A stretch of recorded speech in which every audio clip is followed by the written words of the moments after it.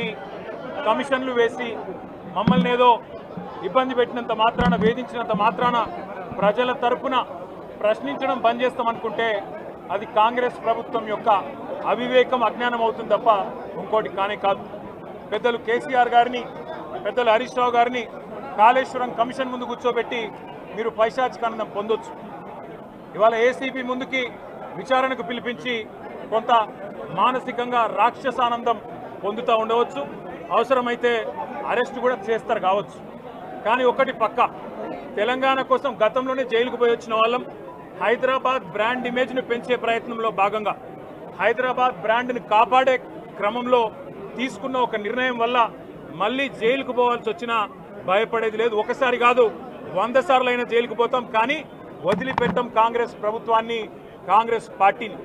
మీరిచ్చిన 420 హామీలు, మీరిచ్చిన దొంగ 6 గ్యారంటీలు, మీరిచ్చిన డిక్లరేషన్లు ఇవాళ మీరు లోకల్ బాడీ ఎన్నికలకు సిద్ధమవుతా ఉన్నారని చెప్పి వార్తలు వస్తూ ఉన్నాయి.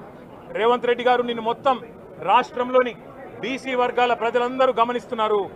42% రిజర్వేషన్ ఇచ్చి 42% రిజర్వేషన్ ఇస్తాం అని కామారెడ్డి డిక్లరేషన్లో చెప్పి మోసం చేసి ఈరోజు స్థానిక సంస్థల ఎన్నికలకు మరి రిజర్వేషన్ ఇవ్వకుండానే పోతున్న వైనాన్ని కూడా బీసీలు గమనిస్తూ ఉన్నారు.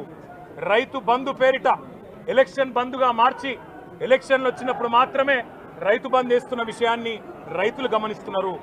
నెలకు 2500 ఎగ్గొట్టిన విషయాన్ని ఈ రాష్ట్రంలోని మహిళలు గమనిస్తూ ఉన్నారు.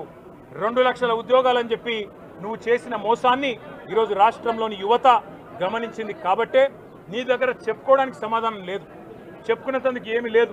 కాబట్టి ఏం చేయాలి, నువ్వు ఏదో ఒక డైవర్షన్ మీద ఏదో ఒక రకంగా ఒక కమిషన్ అని, ఎంక్వైరీ అని, ఏదో జరిగిందని, ఇదిగో పులి అంటే అదిగో తోక అని, నువ్వేమో దున్నపోతు తినిందనగానే నీకు తయారుగా నీ జోడీదారు బీజేపీ రెడీగా ఉన్నాడు.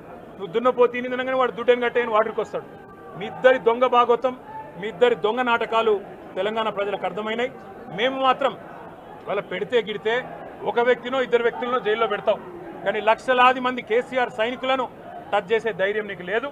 తెలంగాణ ప్రజలకు రక్షణ కవచంలాగా ఆనాడు ఉన్నది టీఆర్ఎస్ఏ, ఈరోజు ఉండేది బీఆర్ఎస్ఏ, రేపటికి కూడా స్వీయ రాజకీయ అస్తిత్వమే శ్రీరామ రక్ష అనే విధంగా ముందుకు పోతాం. నువ్వు ఒక్కసారి కాదు 100 సార్లు పిలిచినా వస్తా, 100 సార్లు నిజమే చెప్తా. నువ్వు లై డిటెక్టర్ పరీక్షకు నీకు దమ్ముంటే నువ్వు మగాడివైతే రా, రాష్ట్ర ప్రజలందరూ చూస్తుండగా లై డిటెక్టర్ కూడా రెడీ. నువ్వు ఒక కేసు కాదు ఇంకో 1000 కేసులు పెట్టినా మేము ప్రశ్నించడం బంద్ చేయం, కొట్లాడడం బంద్ చేయం, తెలంగాణ ప్రజల తరపున నిలదీయడం బంద్ చేయం. నువ్వు వేధింపులతో కేసులతో ఏదో సాధిస్తాననుకుంటే నువ్వు సాధించేదేమీ లేదు. అన్నిటికీ తెగించే కొట్లాటకు ముందుకొచ్చినాం, తప్పకుండా అన్ని ఎదుర్కొంటామని చెప్పి